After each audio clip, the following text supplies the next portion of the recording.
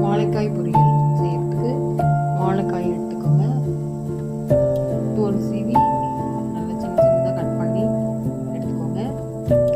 குக்கரில் சேர்த்தி அது கூட மஞ்சத்தூள், உப்பு சிறிதளவு சேர்த்து தண்ணீர் சேர்த்து தண்ணீர் சேர்த்து குக்கரில் மூடி போட்டு ஒரு விசில் விடுங்க. ஒரு விசில் விட்டோம்னா அதை உடனே எடுத்து தண்ணீர் வடிகட்டி வச்சுருங்க. அப்புறம் ஒரு வாணலியில் எண்ணெய் ஊற்றி சூடேறினோம்னா கடுகு தாளித்து கடலைப்பருப்பு காரத்துக்கு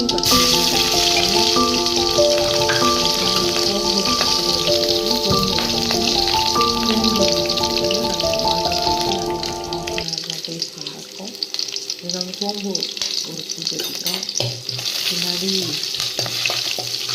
கருவேப்பிலை சேர்த்துக்கிறோம்.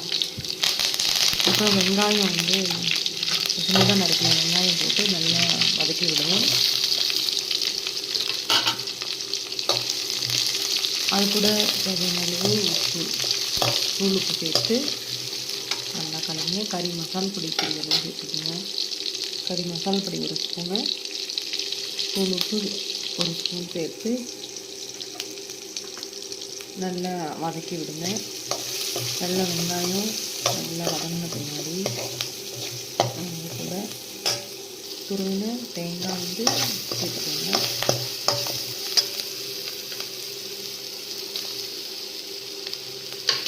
தேங்காய் சேர்த்து நல்லா கலக்கி விடுங்க. வடிகட்டி எடுத்து வச்சுருந்த அந்த வாழைக்காயை எடுத்து அதில் கொட்டி நல்லா கலக்குங்க. முன்னாடியே வெங்காயத்தில் போட்டு கலக்கிட்டு தேங்காய் கலக்குனா ரொம்ப குழஞ்சி போயிடும். அதனால் தேங்காய் போட்டு கலக்கிட்டு அதுக்கப்புறமா வாழைக்காய் போட்டு கலந்து எடுத்து வச்சு மல்லித்தலை தூவி எடுத்து வச்சுருங்க.